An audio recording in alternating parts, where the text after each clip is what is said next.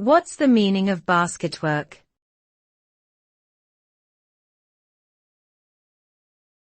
Basketwork.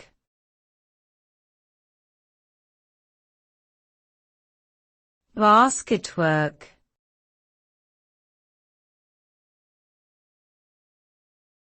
Basketwork.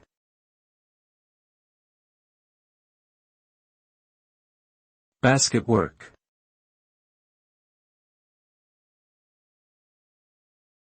Basketwork refers to the construction of objects, usually baskets, using woven plant materials such as reeds, rushes, and willow.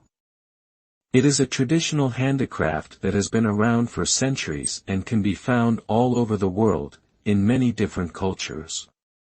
The process involves weaving together thin strips of material to form a basket or other object.